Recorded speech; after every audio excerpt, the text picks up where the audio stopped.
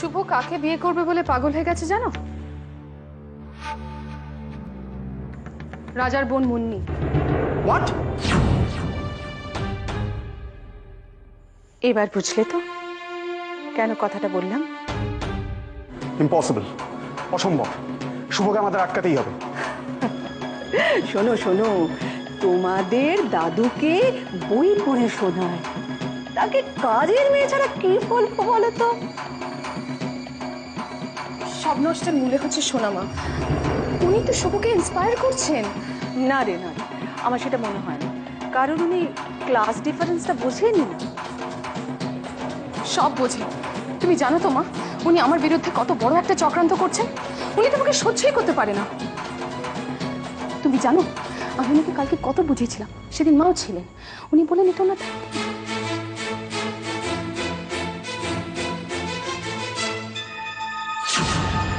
সত্যি আমি তো দেখছি দুষ্টু একেবারে ক্ষেপে উঠেছে।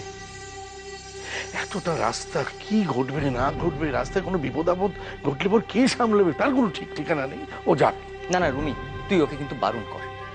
দেখ আমরা এত বড় একটা বিপদের মধ্যে দিয়ে যাচ্ছি, তার উপরে ও আর একটা উটকো বিপদ ডেকে আনবে। হ্যাঁ, একবার না, ওকে 1000বার বারণ করতে পারি, কিন্তু তুই তো জানিস দাদা কি জেদি দুষ্টু। আমি এসেছি। আমি বেশিক্ষণ কথা বলে তোমাকে ডিস্টার্ব করব না। আসলে আসলে আমি তোমার কাছে একটা পারমিশন নিতে এসেছি। আজ পর্যন্ত তুমি আমার কোনো কাজে কখনো বাধা দাওনি, তাই এবারেও আমাকে বাধা দিও না রাজা। আমাকে মানু বলেছে তারকেশ্বরে গিয়ে বাবার মাথায় জল ঢাললে নাকি তুমি আবার আগের মতো সুস্থ হয়ে যাবে। তাই রাজা আমি তারকেশ্বর যাব,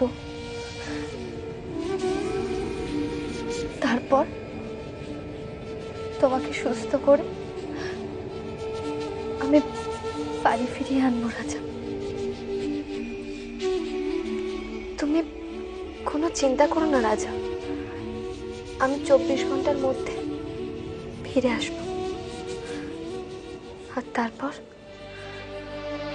তোমাকে সুস্থ করে বাড়ি নিয়ে যাব। যুগ যুগ ধরে বাবার মাথায় জল ঢেলে কত অসুস্থ মানুষ সুস্থ হয়ে গেছে, আর বাবা আমার রাজাকে সুস্থ করবেন না? ঠিক আছে, আমি তোমার কথা মেনেই নিলাম যে বাবার মাথায় জল ঢাললে পর রাজা সুস্থ হবে। তাহলে তো শুধু দুষ্টু কেন, আমাদের তো সবারই যাওয়া উচিত সেখানে। কিন্তু দুষ্টু তো চাইছে না, স্যার। দুষ্টু বলছে আমি একা যাবো। হ্যাঁ, একাই যাক, যেতে দাও ওকে। ও আমায় কথা দিয়েছে যেভাবেই হোক ও আমার রাজাকে সুস্থ করে আমার কাছে ফেরত দেবে, কাজী দায়টা ও। এই ঘটনার সমস্ত দায় দুষ্টুর? হ্যাঁ, কারণ রাজার আজ এই অবস্থার জন্য ওই দায়ী। তারকেশ্বরে বাবা তারকনাথ খুব জাগ্রত। দেশ দেশান্তর থেকে লক্ষ লক্ষ মানুষ পায়ে হেঁটে বাবার মাথায় গিয়ে জল ঢালে। বাবা কাউকে নিরাশ করে ফেরান না, সকলের মনোবাঞ্ছা পূর্ণ করে। তো এইসব শুনে দুষ্টু হঠাৎ জেদ করে বসলো যে ও তারকেশ্বরে যাবে। সে কি?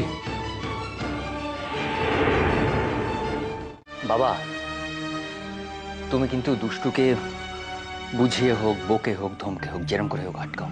এই ব্যাপারে ওকে অনুমতি দিও না কিন্তু তুমি। না না না, আগে আসুক তারপর দেখছি। একা একা কিছুতেই যাওয়া চলবে না। আমি একাই যাব।